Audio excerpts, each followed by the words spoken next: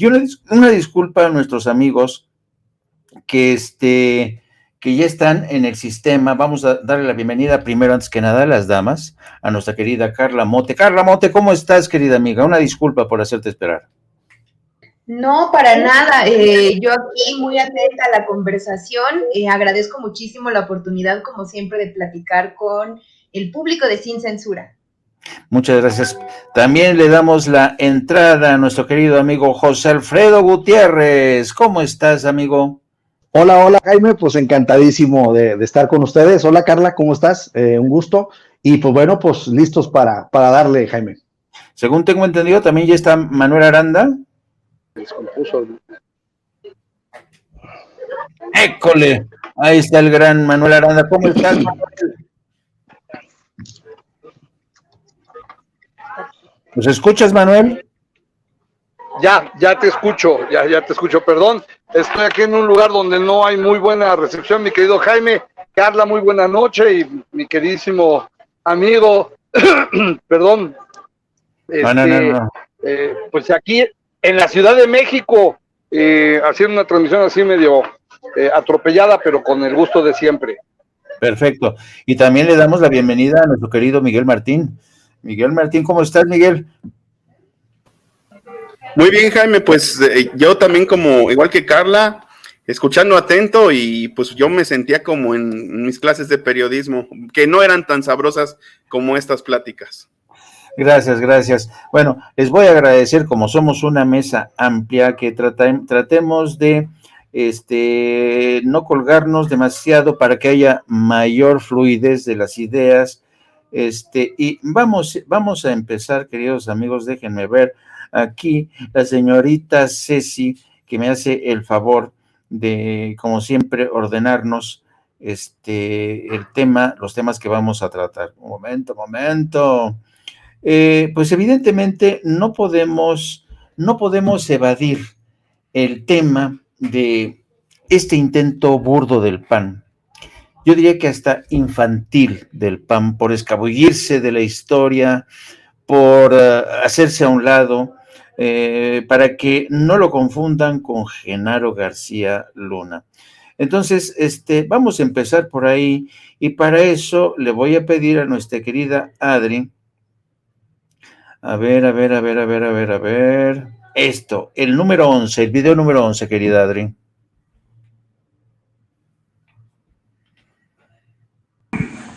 Presidente, buenos días. Iván Saldaña, del Heraldo de México.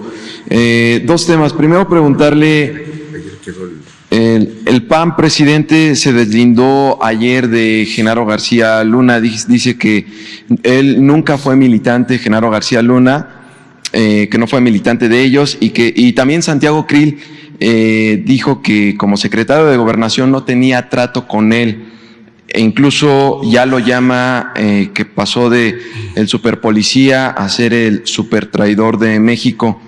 Preguntarle también si a partir del fallo que declara culpable a Genaro García Luna, se dice que la Fiscalía ya están empezando con el tema de la investigación al círculo cercano de García Luna en México. ¿Es necesario en ese círculo cercano también que llegue a, pues el círculo cercano, básicamente, pues su jefe era el expresidente Felipe Calderón, era su secretario de Seguridad? ¿También debería de llegar esa investigación a ellos directamente, a Vicente Fox también? Pues mire, también celebro que después de un tiempo, porque se quedaron como pasmados, ya empezaron a manifestarse, ¿no? En este caso, los dirigentes del PAN, acerca de que si es militante o no García Luna. Pues eso no es lo fundamental. Lo fundamental es que fue hombre clave para enfrentar la delincuencia y se asoció a la delincuencia con Fox, que sí era militante del PAN. o solo que ya no sea militante Fox del PAN, o era a lo mejor de Morena, ¿no? Y fue secretario, sí, de Seguridad Pública de Calderón. Y de acuerdo a la Constitución, a las leyes, el titular del Ejecutivo nombra a sus secretarios. Depende del presidente, el secretario de Seguridad, en este caso. Y Calderón pues también llegó al gobierno impulsado por el PAN. Pero bueno, entiendo que es una situación difícil para ellos y que es también una oportunidad. ¿No hay manera de desligarse de García Luna? No se puede. ¿Cómo? No, tendrían que pedir la investigación a fondo, que se profundice y pedir a García Luna que informe cómo era su relación con Fox y cómo era su relación con Calderón. Porque todavía hay tiempo para que García Luna actúe como testigo, protegido o el equivalente. No solo porque puede lograr que le disminuyan el tiempo de estancia en la cárcel, sino por su contribución a sanear, a purificar la vida pública de México y para que no se vuelva a repetir, que nadie en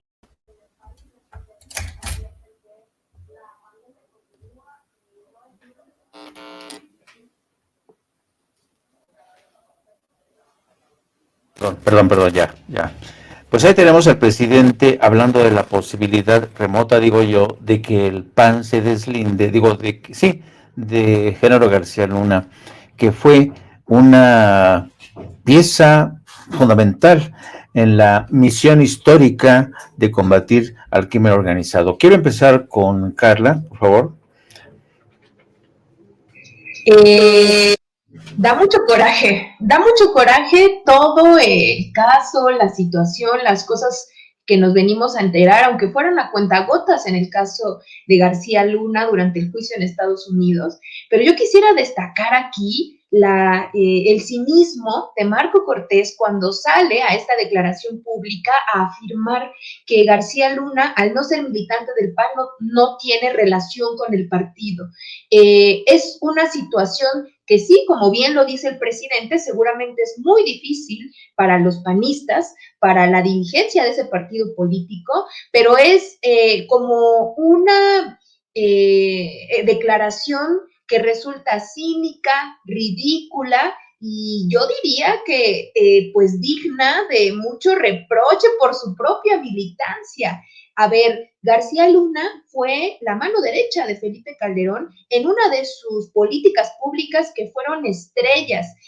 Durante la presidencia de Felipe Calderón, la mano dura contra el narcotráfico, que ahora ya sabemos que más bien fue un pacto de su narcogobierno, que por cierto implicó muchísima violencia de la que todavía no podemos salir, que además implicó un fraude multimillonario al Estado, al erario público, pues era la política pública que sostenía a su gobierno ilegítimo, porque llegó por la vía de un fraude.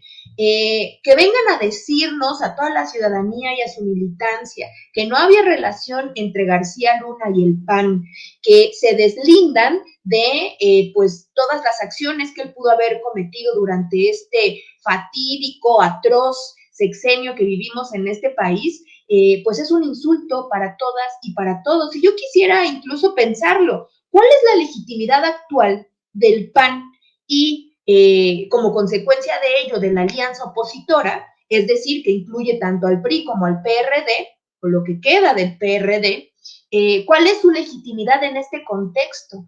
Porque está demostrado a través de un juicio penal, de una sentencia ya ejecutoria, que pues hubo una relación con el narcotráfico y que esta política de mano dura fue lo peor que le pudo pasar a nuestro país. Y dentro de todo esto, todavía Felipe Calderón se atreve a salir a decir que lo volvería a hacer. Su comunicado fue básicamente eso. Yo creo que, para empezar, a corto plazo, la consecuencia inmediata va a ser que se va a desinflar, evidentemente, la marcha que tienen programada supuestamente para defender al INE este próximo domingo, pero a largo plazo, y es algo aquí muy importante, yo creo que es pues ya el planteamiento de la ilegitimidad de la existencia de un partido político de estas características. Yo creo que en toda su historia, que por cierto data desde 1939, el PAN no había tenido una crisis de la magnitud como lo que estamos viendo ahorita con el juicio de García Luna en Estados Unidos. No es poca cosa que este expresidente no pueda poner un pie en este país. Entonces, es una situación terrible y bueno, pues todavía falta mucho por hacer justicia en este país, pero sin duda este fue un paso enorme. Que menciona Carla y que es muy interesante, querido José Alfredo. Es cierto, esto ha sido un golpe devastador para el PAN. A mí lo que me preocupa en México es que no tengamos a una oposición, porque yo creo que las democracias tienen que ser plurales, representativas. Yo no creo en un país de un pensamiento único. Siempre es enriquecedor tener oposición, pero una oposición de verdad, ¿no? Entonces, este golpe tan devastador contra el PAN, ¿tú crees que vaya en demérito de la democracia representativa en México? En otras palabras, no estamos ante el riesgo de prácticamente, porque igual el PRI no anda muy bien, querido José Alfredo. Entonces, tenemos pocas opciones y eso me preocupa. Me preocupa que la democracia representativa, un México más plural, más abierto, pues se convierta en un país donde haya tan pocas opciones políticas que representen el pensamiento y las preferencias de los ciudadanos. ¿O tú qué crees, José Alfredo? Bueno, en principio, Jaime, hay que ver que ante esta falta de oposición que tú atinadamente mencionas, pues ahora resulta que el Poder Judicial Federal pues es un opositor al gobierno de la Cuarta Transformación. Pero lo peor, pero lo peor de todo es que se ha convertido en un opositor defendiendo delincuentes. Entonces, lo que tenemos aquí es totalmente escandaloso, porque en la entrada de la nueva presidenta de la Suprema Corte de Justicia, la ministra Piña, pues vemos claramente que, como decía Paco Cruz hace unos minutos, hay un acuerdo, pues es obvio, o sea, entra y empiezan pum, pum, pum, las sentencias grotescas, ¿no? De Cárdenas Palomino, de descongelar las cuentas de la esposa de García Luna, y ahora la cereza en el pastel de que se exonera a Rosario Robles en un tiempo cortísimo.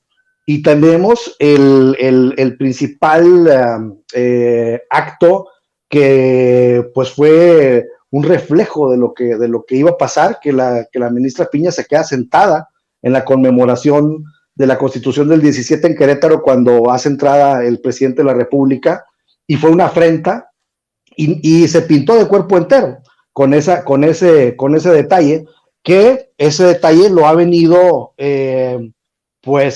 acompañando de este tipo de actos el Poder Judicial. Entonces uno dice, bueno, pues ya están descarados, ¿no? Ya no hay forma de defenderlo, no hay manera de pensar de que haya sido un dislate lo primero de Cárdenas Palomino.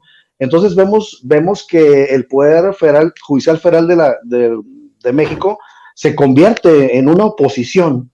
¿Por qué? Porque ante el hueco que dejan PAN y PRI de no poder enfrentar al gobierno de la Cuarta Transformación con argumentos, con propuestas, con ideología, pues ahora parece que el que viene a chocar de frente contra el gobierno de la Cuarta Transformación, pues es el Poder Judicial. Entonces eso es gravísimo. Y por otra parte, pues estamos viendo lo que tú comentabas sobre esta peligro o riesgo de la democracia representativa, y creo que a la luz del gobierno de Andrés Manuel López Obrador, que Andrés Manuel López Obrador indiscutiblemente es el precursor de la democracia participativa en México desde que fue jefe de gobierno en la Ciudad de México. Recordemos que hizo la consulta para el boleto del metro, la consulta para que si se quedaba o no en el cargo, la hizo 2 veces, y sobre los segundos pisos también hubo una consulta. Entonces, pues bueno, toda esta educación, toda esta este nuevo México que estamos viviendo a través de la democracia participativa que hemos venido, dicho sea de paso, las encuestas siempre han ido hacia arriba. De cuando nos han consultado, por ejemplo, nos consultó el presidente cuando era apenas presidente electo sobre si dejábamos o no el aeropuerto, y dijimos que no, que se hiciera el aeropuerto Felipe Ángeles, y así se cumplió. Después nos consultó sobre los 25 proyectos prioritarios y los aprobamos, y así sucesivamente. Después nos preguntó si hacíamos juicio a los expresidentes, y después si se quedaba en el cargo, y todas las encuestas han ido hacia arriba. Es decir, tenemos una activa participación, una activa democracia participativa en México, que sin duda el precursor de ella es Andrés Manuel López Obrador.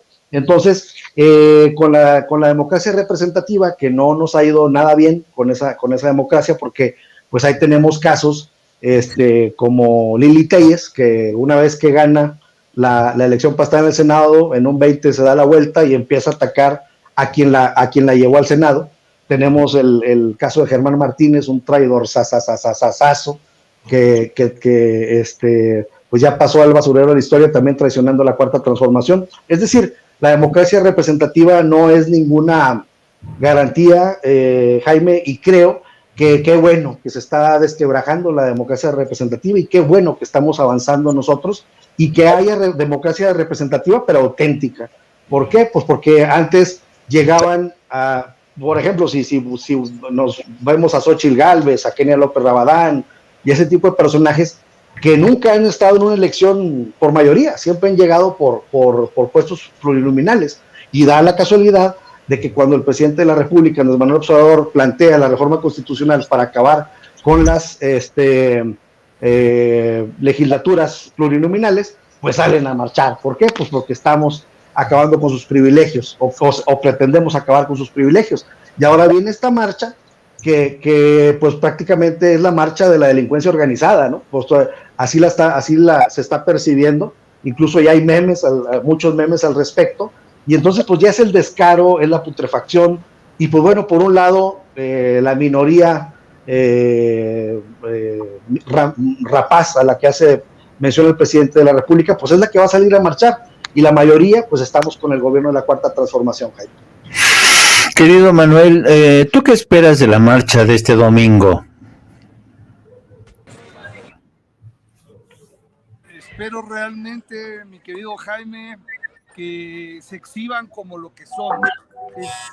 Vaya, ¿cómo analizas esto? ¿Cómo le das contexto a la gente que puede pretender participar de una marcha como esta?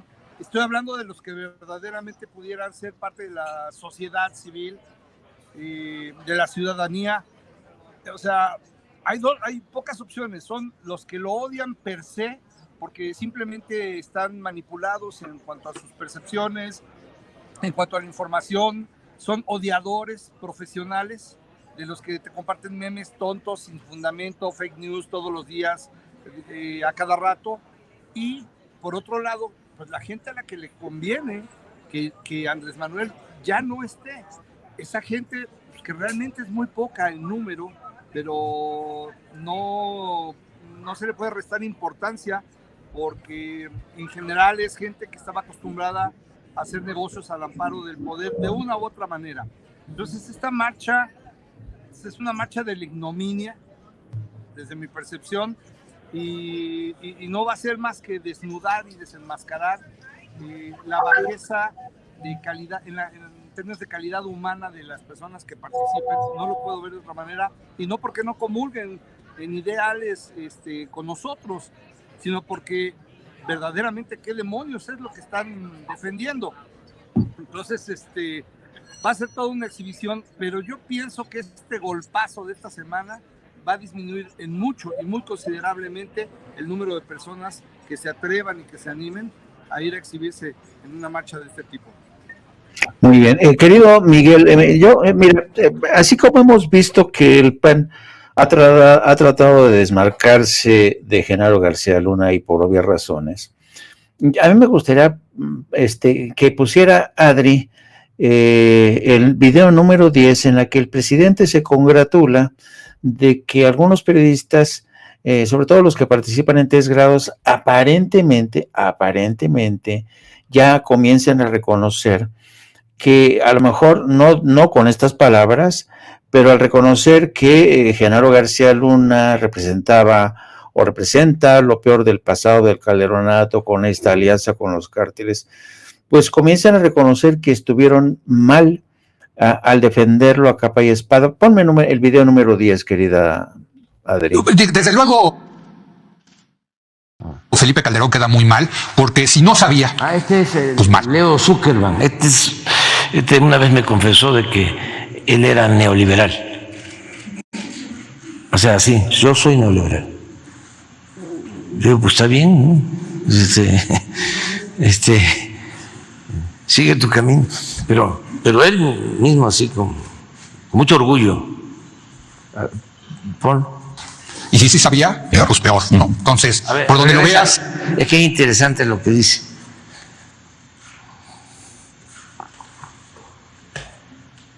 Presidente Felipe Calderón. Desde luego, Felipe Calderón queda muy mal, porque si no sabía, pues mal.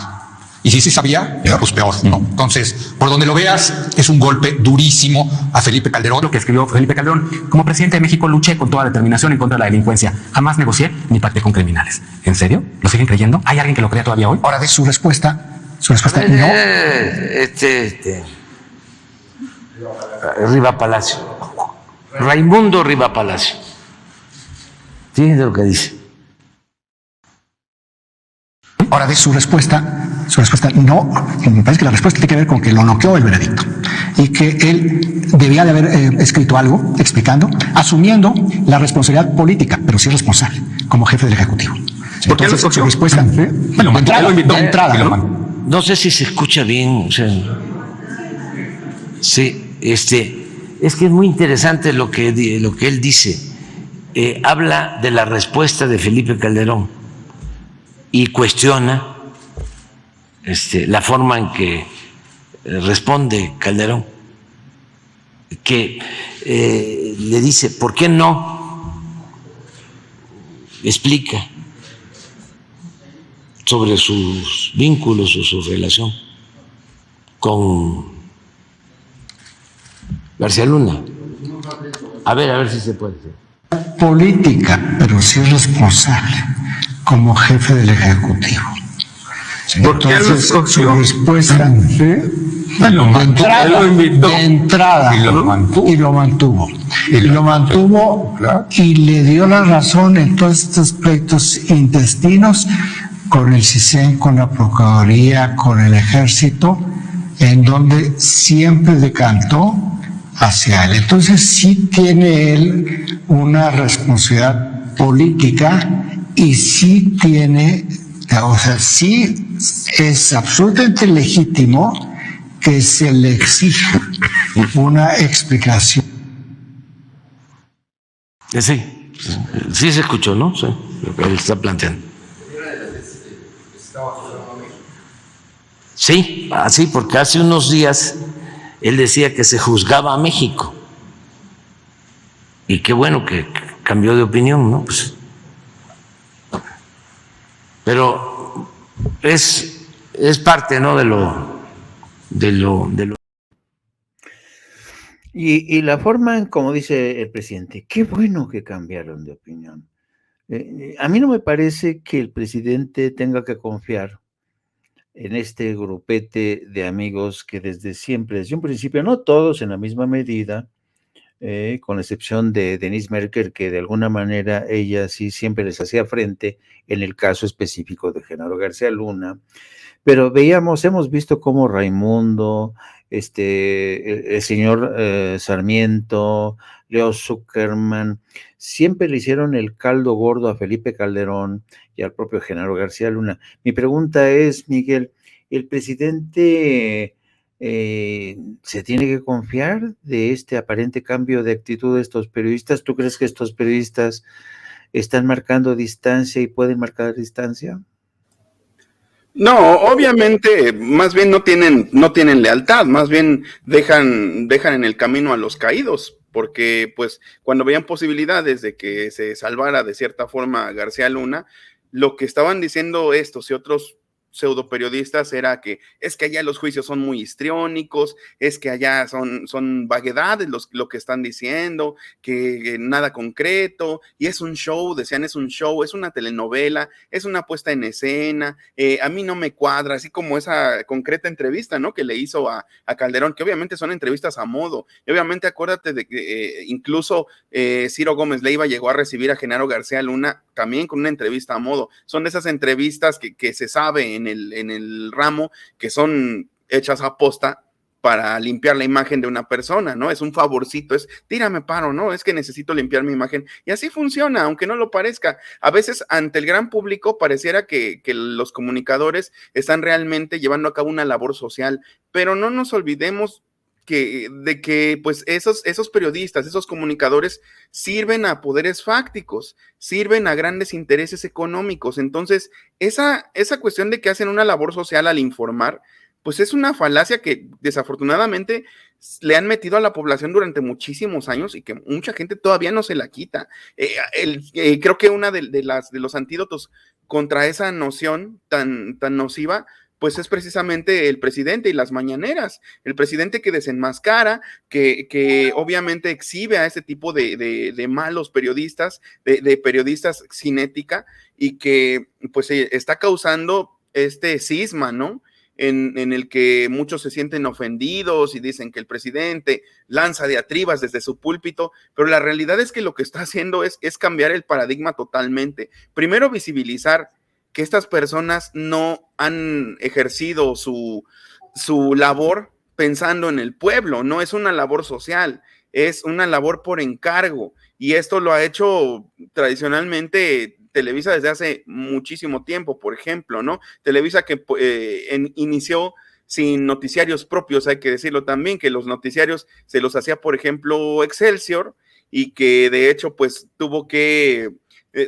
tuvieron que cerrarle la boca, echarlo de Excelsior para que dejara de tener esa línea editorial y lo pudieran tener a modo, pero al principio los noticiarios televisivos más bien los mandaba a hacer Televisa, o lo que era más bien Telesistema Mexicano, los mandaba a hacer por parte de empresas de noticias, ¿no? Pero pues ahorita ya solo sirven a intereses, ahora más que nunca, y a intereses que están muy alejados del pueblo y que quieren recuperar el poder. Entonces, pues obviamente nadie se puede confiar, y para eso pues el presidente lo pone ahí, los exhibe ahí, ellos se ofenden demasiado, pero es lo que se necesitaba, porque si no, mucha gente no le iba a caer el 20. Y regresando un poquito a lo que decían del PAN, pues yo creo que el PAN, de hecho, si nos fijamos, pues como que nunca ha tenido identidad, como que de hecho, pues nada más su identidad la ha agarrado con base en los acontecimientos. Durante muchas décadas, el PAN tuvo esa fama de que pugnaba por la democracia, pero acordémonos que no surgió por eso. El PAN surgió como un partido expresamente anticardenista. Así es. Porque ellos no es que buscaran en ese momento democratizar la vida pública de México, sino lo que veían ellos era pues un ataque a su modo de vida. Para empezar, pues Cárdenas hizo algo que después ya no siguió, pero que fue muy interesante, que fue darle un enfoque totalmente socialista a la educación en México. Incluso hasta los libros de texto cambiaron, incluso esos libros de texto mostraban situaciones de padres obreros o campesinos. Eso ya no se volvió a hacer, al menos no con ese mismo ahínco. Después, para contrastarse el PAN con las prácticas autoritarias, con los dedazos y los tapados del PRI, pues entonces sí fueron agarrando esa supuesta fama de demócratas.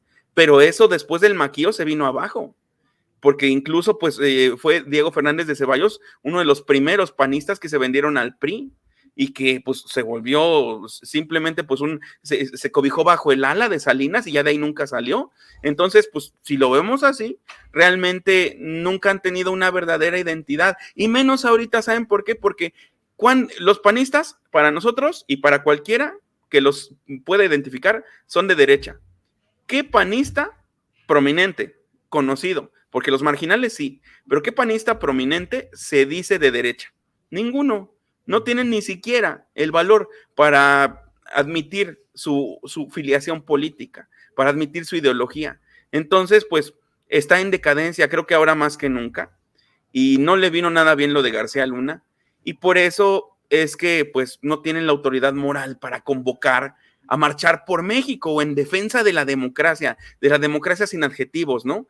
Pero vamos a ponerle adjetivos a la democracia que definen ellos, que es la democracia oligárquica, la democracia de los riquitos. Esa es la que defienden ellos, y que desafortunadamente todavía hay muchas personas a las que han cooptado, a las que les lavaron el cerebro con eso de que te van a quitar tu credencial de elector, y por eso van a marchar. Y a otras tantas, porque se documentó en la marcha pasada, que por ejemplo son de empresas que son parte del conglomerado de Grupo Salinas, como Total Play, y en pues les mandan un comunicado a todos los trabajadores, todos los obreros, todas las personas de hasta abajo de la pirámide, donde les dicen que es obligatorio por parte de la empresa participar en una caminata. Y así es como van a engrosar las filas de esa marcha, que está hueca de ideología, está hueca obviamente de credibilidad, y lo único que tiene pues es pelear por privilegios. Su única bandera es el privilegio, y es por lo que van a pelear, nada más eso. Pero como ya les dije, pues eso es efectista, que llenen las portadas de todos los periódicos golpistas, que llenen de fotos Twitter, que es un dominio en el que pues ellos se sienten como en casa, pero nos vemos en las urnas. Ahí es donde el verdadero poder de este movimiento en el que estamos nosotros inmersos, pues se hace patente, y se hizo patente con un INE a modo para ellos, ¿eh? No, hay que recordar que ellos perdieron con un INE a modo, porque el secreto está en la verdadera movilización del pueblo, que nada más estamos expectantes y que los dejamos que prueben tantito lo que se siente tomar las calles, porque nunca lo habían hecho. Y vamos a nuestra última ronda. Les voy a pedir que sean tan gentiles, 2 minutos por cada intervención, porque tenemos ya encima la próxima mesa. Miren, les voy a pedir a Adri que nos ponga el retweet de Felipe Calderón. Felicidades, Rosario Robles. Retuitea Felipe Calderón al tuit de Rosario Robles, que dice: solo tengo palabras de agradecimiento para todos, todas y todos los que creyeron en mí. Siempre confié en que la justicia llegaría y en nuestro poder judicial.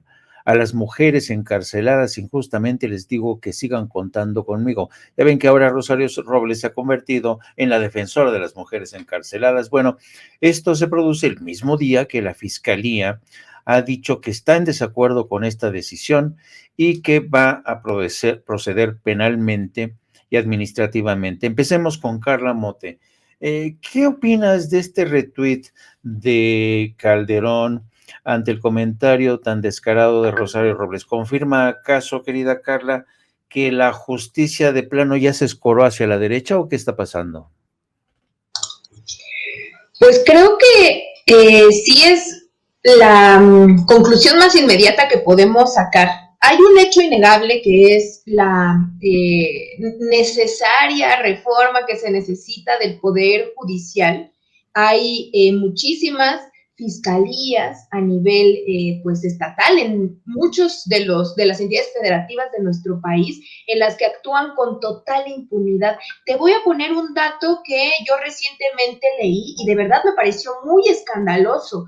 El fiscal de Morelos, que se llama Uriel Carmona, tiene un nivel de impunidad ante los asesinatos violentos del 99.5%.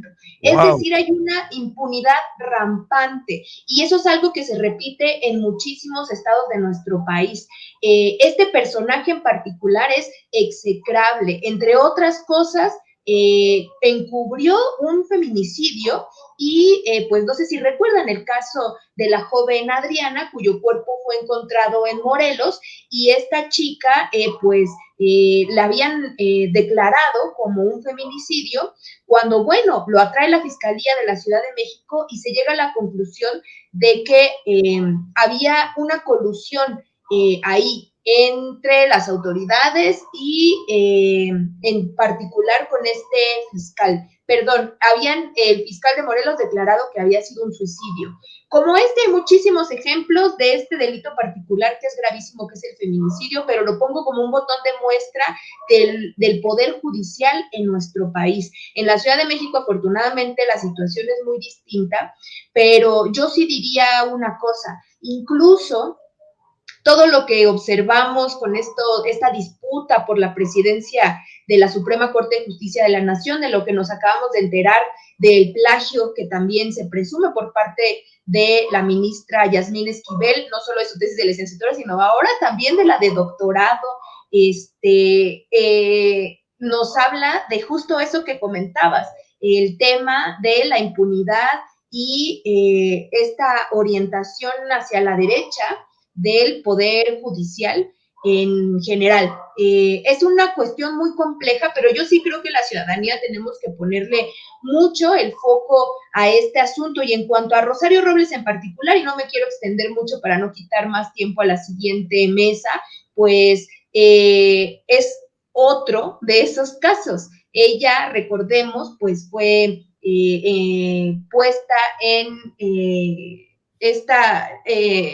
sin la sentencia, pues, estaba en la cárcel durante su proceso por la estafa maestra. No es poca cosa, fue un desfalco al erario escandaloso. Entonces, bueno, lo que estamos viendo ahora es esto, y ahora que Felipe Calderón celebre este acto de impunidad, a mí me parece que, como lo sigo diciendo, es de un cinismo rampante de este personaje que ojalá nunca hubiéramos tenido en la presidencia, que llegó a través de un fraude, que costó muchísima sangre a nuestro país y que desafortunadamente sigue con estas intenciones de influir en la política mexicana, no nada más él, sino también pues a través de su esposa Margarita Zavala, quien es diputada federal.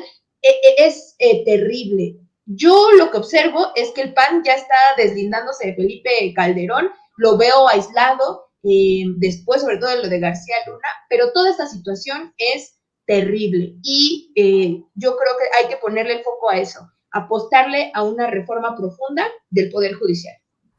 Muchas gracias. Y querido José Alfredo, tú ya dijiste que de plano que el aparato de justicia, como también decía Paco Cruz, se han convertido en la oposición.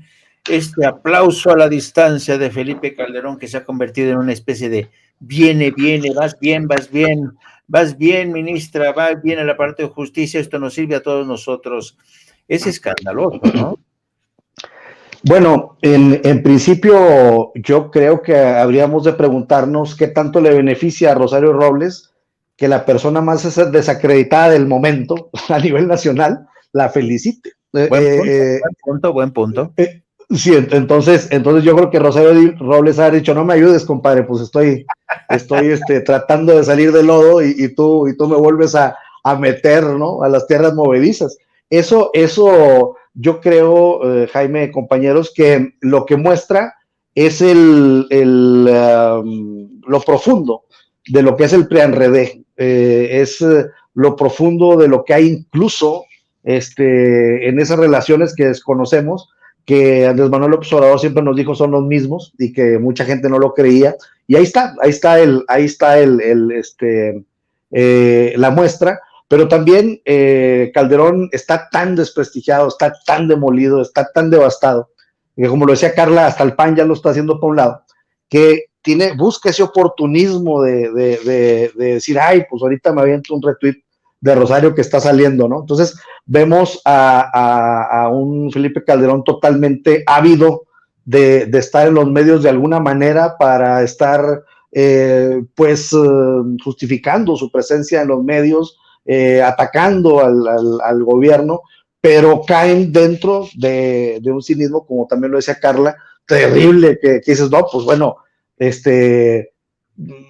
como si un delincuente te felicitara la salida de otro delincuente. O sea, es absurdo, es algo gravísimo, y todo eso pues con la anuencia, seguramente, posiblemente, de lo más alto del Poder Judicial Federal, porque pues son casos que no lo resuelve un juez ahí abajo y la autonomía de los jueces, etcétera. No, yo siento que esto es una línea, y yo siento que esto pudo haber sido de que antes de que se tomara protesta por parte de la presidenta, pues le pusieron ahí una serie de casos de que, mira, pero pues sí te podemos apoyar, pero mira, está a ver cómo le vamos haciendo, ¿no? Entonces, a la luz de los hechos, pues hay elementos para suponerlo. Entonces, pues hay que ver cómo se sigue desarrollando el Poder Judicial Federal, pero yo siento que ya es hora de que le plantemos cara al pueblo y vayamos allá afuera de la Suprema Corte a decirle, el pueblo, decirle, ya nos tienen hartos, lo que se quiere enderezar por un lado, ustedes lo vuelven a enchecar. Entonces, yo siento que es momento de la democratización del Poder Judicial de la Federación, y es el momento de que ya los ciudadanos les digamos que estamos hasta la madre del Poder Judicial Federal. Querido Manuel, ¿tú crees que sí hay el músculo ciudadano para plantarse contra los señores de las togas y decirles, oigan, ya se pasaron 3 rayitas? ¿Tú crees que hay todavía, hay ya ese ánimo en la población? Ha habido, Jaime, desde hace más de año y medio que yo haya percibido, incluso por ahí hice alguna cobertura de un par de protestas, incluso unas que duraron varias semanas, una de ellas frente a al edificio de la Suprema Corte de Justicia, en la que se puede atestiguar claramente cómo sí hay un hartazgo popular, porque aunque sí son organizaciones, es gente que está pues de alguna manera más politizada por parte de organizaciones políticas. El fenómeno era que la gente, los transeúntes que iban pasando, se anexaban, sí, y tomaban parte de la protesta, tenían conocimiento de lo que estaba sucediendo. Había casos en específico en ese momento, cuando empezaron todo esto, sobre todo estas situaciones de juzgar a la gente que está en la cárcel por los temas de Pemex. Y pienso que sí hay músculo, hay sobradamente músculo. ¿Por qué?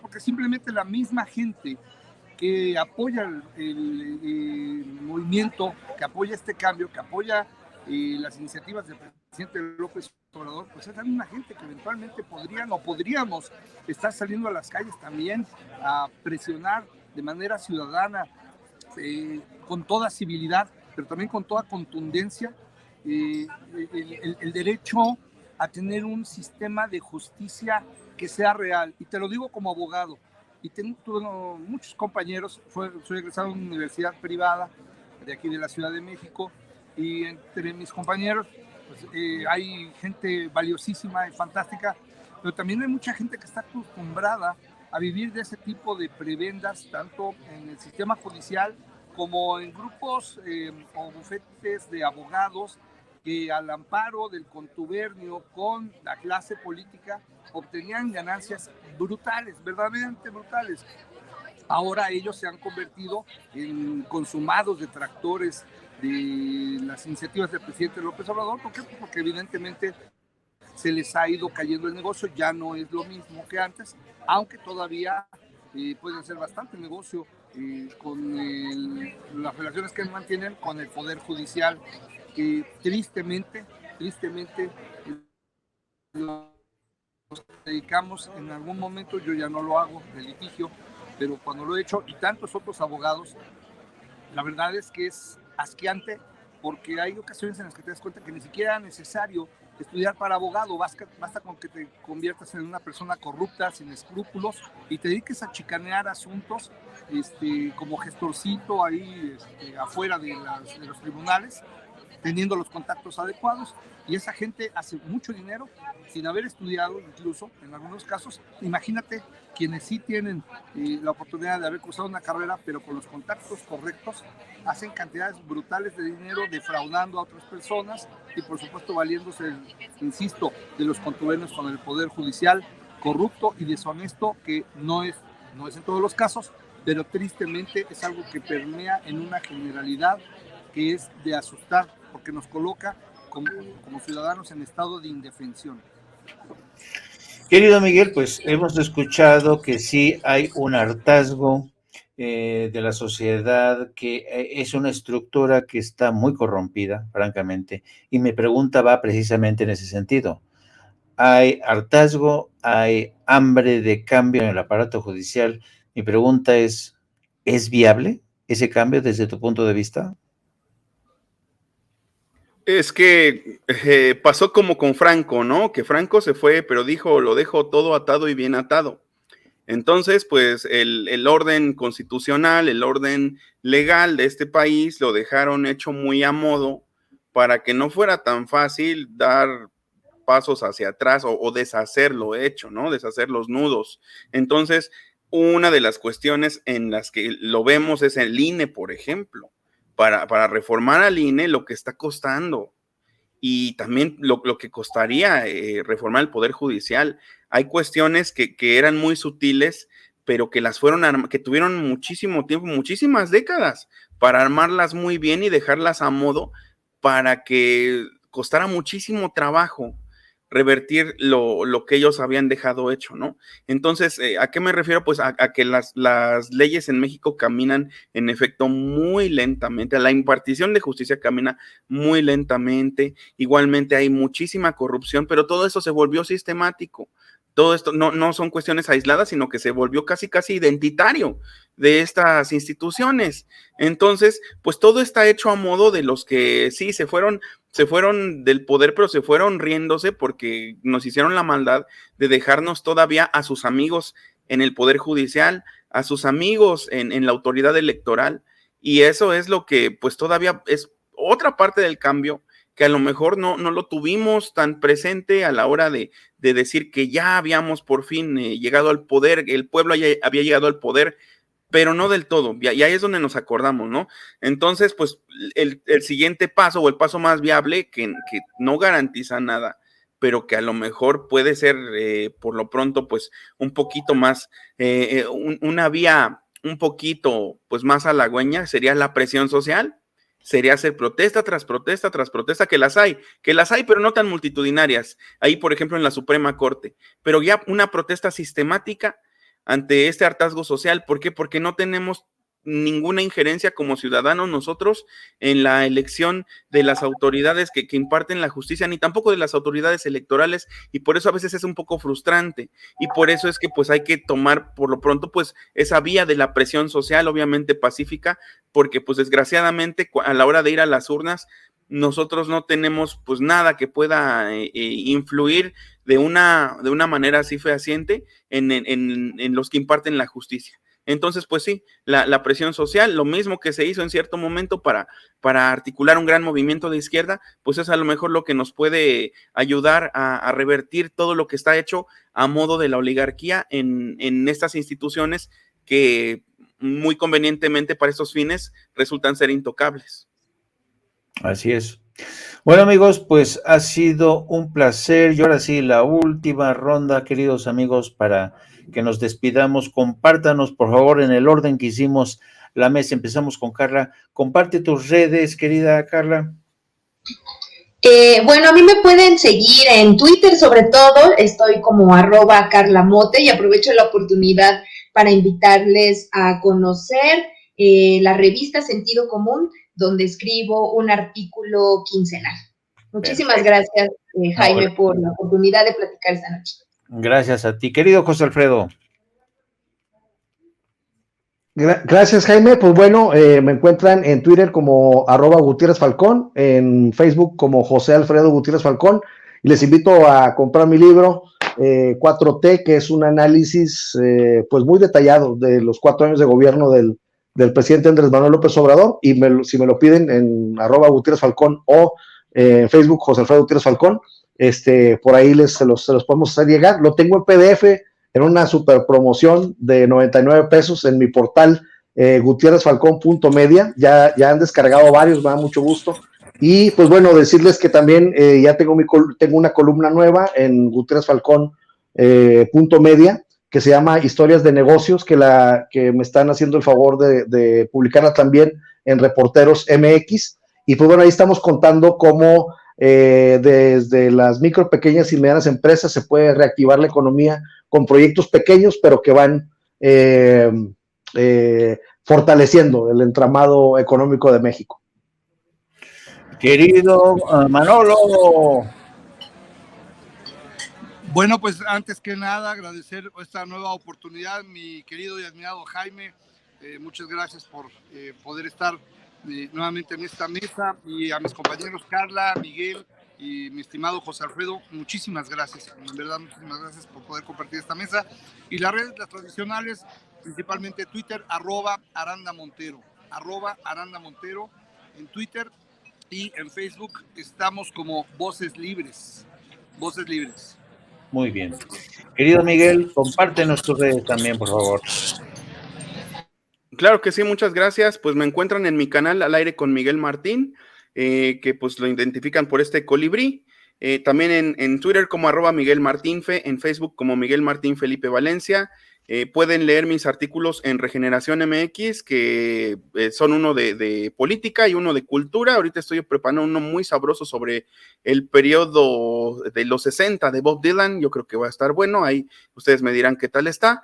Y aparte, pues nos vemos quienes puedan, quienes anden por Hidalgo o quienes se puedan aventar ese viaje.